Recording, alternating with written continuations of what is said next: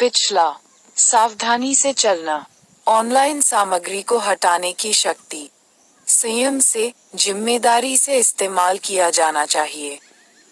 YouTube को 10 चैनलों से 45 वीडियो हटाने के सरकार के आदेश को मुफ्त वीडियो साझा करने वाली वेबसाइट पर नफरत और सांप्रदायिक रूप से संवेदनशील सामग्री के प्रचार पर बढ़ती चिंता के उचित जवाब के रूप में देखा जा सकता है। लेकिन इस तरह की शक्ति का लगातार प्रयोग चिंता के बिना नहीं है। सूचना और प्रसारण मंत्रालय (INB) ने खुफिया सूचनाओं के आधार पर इन वीडियो में सामग्री को हटाने के लिए कहा है और स्पष्ट कारण धार्मिक समुदायों के खिलाफ नफरत के प्रसार तक सीमित नहीं हैं। वे उन मुद्दों पर भी देर से आते हैं जिन्हें सरकार संवेदनशील मानती है। कश्मीर के संदर्भ, अग्निपथ योजना, और जो कहती है वह धार्मिक अल्पसंख्यकों के अधिकारों को छीनने और गृहयुद्ध को चित्रित करने वाली सामग्री के प्रसार के बारे में झूठे दावे हैं। यदि ये दावे सही हैं, और यदि सामग्री अभिव्यक्ति की स्वतंत्रता की सीमाओं का उल्लंघन करती है या सार्वजनिक व्यवस्था और सुरक्षा के लिए खतरा है, तो इस तरह के आदेश को उचित ठहराया जा सकता है। हालांकि, उनके पारित होने का तरीका एक अनसुलझी प्रक्रिया है, क्योंकि यह ज्ञात नहीं है कि क्या सामग्री के प्रवर्तकों को अवरुद्ध आदेशों पर मुकदमा चलाने से पहले अपने रुख को समझाने का अवसर दिया गया था। IT अधिनियम की धारा 69A, जो सरकार को सामग्री को अवरुद्ध करने का अधिकार देती है, को सर्वोच्च न्यायालय ने तभी बरकरार रखा जब उसने नोट किया कि नियमों ने प्रक्रियात्मक सुरक्षा उपाय प्रदान किए हैं, जिसमें अवरुद्ध आदेश से पहले प्रवर्तकों या मध्यस्थ को नोटिस जारी करने की आवश्यकता शामिल है। नवीनतम आदेश सूचना प्रौद्योगिकी विज्ञान, मध्यवर्ती दिशानिर्देश और डिजिटल मीडिया एथिक्स कोड, नियम 2021 को लागू करता है। इसकी एक प्रक्रिया है जिसके द्वारा एक अंतर-विभागीय समिति सामग्री पर शिकायतों पर विचार करती है और सिफारिशें करती है। संबंधित सामग्री को ब्लॉक करने के लिए प्रकाशक या मध्यस्थ को निर्देश देने से पहले अधिकृत अधिकारी को सचिव का अनुमोदन लेना होगा। एक आपातकालीन प्रावधान है जिसके तहत सचिव अंतरिम उपाय के रूप में सामग्री को अवरुद्ध करने का आदेश दे सकता है, और उसके बाद समिति के विचार प्राप्त करने के बाद इसकी पुष्टि कर सकता है। ऐसे सभी अवरुद्ध आदेशों की समीक्षा एक समीक्षा समिति द्वारा की जानी है, जिसे 2 महीने में एक बार मिलना चाहिए, लेकिन यह ज्ञात नहीं है कि पैनल नियमित रूप से मिलता है या नहीं। सरकार, जो यह बताती है कि उसे कितने वीडियो स्थानांतरित किए गए हैं, को इस तरह के पुनरीक्षण के परिणाम, यदि कोई हो, का भी खुलासा करना चाहिए।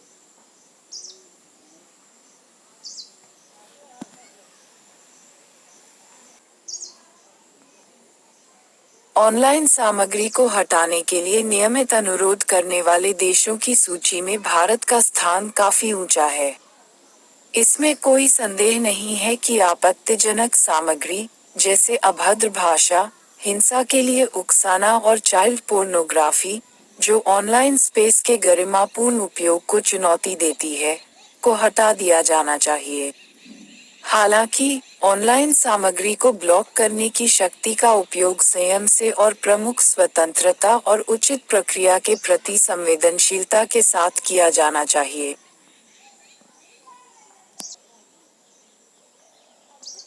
इंडियन एक्सप्रेस द्वारा स्थापित रामनाथ गोयनका, क्योंकि सच्चाई हम सभी को शामिल करती है। रुपये का रास्ता। US फेड के सख्त होने से रुपये पर दबाव रहेगा। RBI को मुद्रा को बाजार की वास्तविकताओं के साथ समायोजित करने की अनुमति देनी चाहिए। पिछले सप्ताह, अमेरिकी फेडरल रिजर्व ने लगातार तीसरी बार बेंचमार्क फेडरल फंड्स रेट में 75 बेसिस पॉइंट की बढ़ोतरी की। जबकि यह अपेक्षित था, नीति का लहजा स्पष्ट रूप से उतावला था क्योंकि फेड ने मुद्रास्फीति से निपटने के लिए अपनी प्रतिबद्धता को रेखांकित करने की मांग की, जो लक्ष्य से काफी ऊपर है।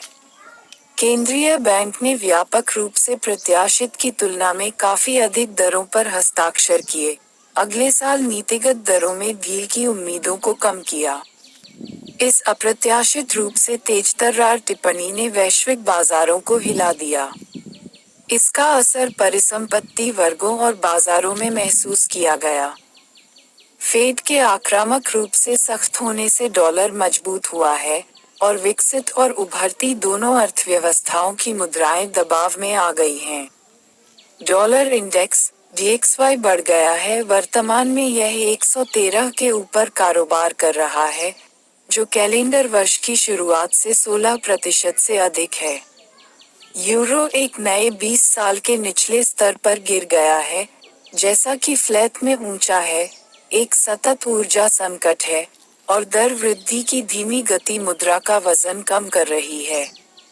स्टर्लिंग भी गिर गया है। लिज ट्रस की अध्यक्षता वाली नई सरकार द्वारा नए वित्तीय उपायों की घोषणा के बाद अकेले सोमवार को लगभग 5% की गिरावट आई है। येन भी दबाव का सामना कर रहा है। पिछले हफ्ते के अंत में मुद्रा के 24 साल के निचले स्तर पर गिरने के साथ डॉलर के मुकाबले 145 के प्रमुख स्तर के आसपास मंडराते हुए जापान ने मुद्रा को मजबूत करने के लिए 1998 के बाद पहली बार बाजारों में हस्तक्षेप किया। चीन ने डेरिवेटिव का उपयोग करके युआन के खिलाफ सट्टेबाजी की लागत बढ़ाने के उपायों का भी पर्दाफाश किया है। कुछ समय पहले तक भारतीय रिजर्व बैंक मुद्रा बाजारों में सक्रिय रूप से हस्तक्षेप कर रहा था। केंद्रीय बैंक के विदेशी मुद्रा भंडार में पिछले एक साल में लगभग $90 बिलियन की गिरावट आई है, जिससे इसके हस्तक्षेप की सीमा का कुछ अंदाजा हो गया है। चिंता की बात यह है कि पिछले कुछ महीनों में हस्तक्षेप की गति तेज हो गई थी। हालांकि अमेरिकी फेड की 100% बैठक के बाद, जिसने उसके कठोर रुख का संकेत दिया, ऐसे संकेत हैं कि केंद्रीय बैंक ने अपने हस्तक्षेप की गति को धीमा कर दिया है। डॉलर के मुकाबले अब तक 80 के मनोवैज्ञानिक चिन्ह के आसपास मंडराने के बाद रुपया इस स्तर को तोड़ चुका है। मंगलवार को डॉलर के मुकाबले मुद्रा दिन के अंत में 81.58 पर बंद हुई। लेकिन आने वाले महीनों में फेड द्वारा परिकल्पित सख्ती को देखते हुए रुपये पर दबाव कम होने की संभावना नहीं है। अगले कुछ दिनों में जब मौद्रिक नीति समिति के सदस्यों की बैठक होगी, तो कमजोर मुद्रा के मुद्रास्फीति संबंधी निहितार्थों का भार जटिल हो सकता है। लेकिन यहां तक RBI के मुद्रा बाजार में हस्तक्षेप करना बंद करने की संभावना नहीं है। इसके भंडार के पैमाने और गति को देखते हुए, केंद्रीय बैंक को इस बारे में चौकस रहना चाहिए कि यह कैसे आगे बढ़ता है, क्योंकि वैश्विक आर्थिक वातावरण तेजी से चुनौतीपूर्ण होता जा रहा है। इसे रुपये को बाजार की वास्तविकताओं के साथ समायोजित करने की अनुमति देनी चाहिए।